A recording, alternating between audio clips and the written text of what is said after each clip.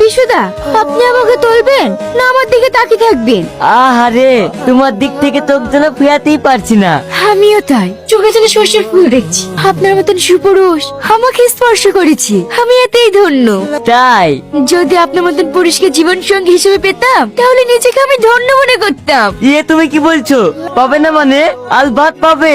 কিন্তু কোনো কিন্তু নয়, আমি তোমাকে বিয়ে করতে চাই। সে তো আমিও চাই, কিন্তু একটা সমস্যা আছে। কোনো সমস্যা থাকবে না, শুধু তুমি একটু বলো। কিন্তু তোমাকে আমি বিয়ে করতে পারি, তোমার তো অনেকগুলো বউ। তুমি যদি ওদের মোহে পড়ে আমাকে ভুলে যাও। তোমায় পেলে আমি সব কিছু ভুলে যাব, কিন্তু তোমায় ছাড়বো না। এটা আমার বিশ্বাস হয় না। হ্যাঁ, আমি কি করলে তুমি বিশ্বাস করবে বলো? আমার একটা সত্য আছে, তুমি যদি মেনে নাও তাহলে আমার কোনো সমস্যা নেই। বলো, তোমার সব সত্য মানতে আমি রাজি আছি। না না, থাক, তুমি পারবে না, থাকো। দাঁড়াও, তোমার জন্য আমি সব পারবো। তোমার সব কটা বউকে ডিভোর্স দিতে হবে, আর তোমার জমি জায়গা সব আমার নামে লিখে দিতে হবে। পারবে? তা কি করে?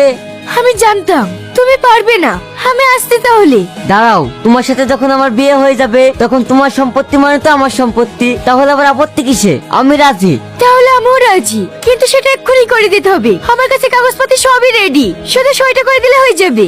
সুমন, এখানে এসো। ছোট বউ, তুই দরজা খুললি না? যা, ঘর থেকে বেরিয়ে যা। আমিও চাইনি এই নরকে থাকতে। তোমরা কোথায় যাচ্ছ? আমরা কেউ তোমার কাছে থাকবো না। কেন? তোমার কি আছে? তোমার জমি জায়গা সবই তো ম্যাডামকে দিয়ে দিয়েছো, ওকে নিয়ে থাকো গা। আরে যা যা, তোদের মতন বউ আমার দরকার নাই। আমার সুন্দরী ম্যাডাম বউ থাকলেই হবে। শাইনও তো নয়, এখন আমি বিয়ে কাকে নিয়ে করতে যাবো? যারা বহু বিবাহ করে তাদের আবার লোক লাগে নাকি? যাই, রোহনা সদর মাঝিকে দেখলে চলে যাই।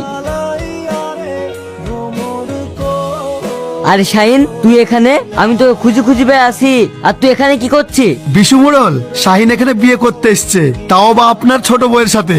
দোট ছোট বউ যে খুশি করুক কা, আমার ম্যাডাম বউ থাকলেই যথেষ্ট।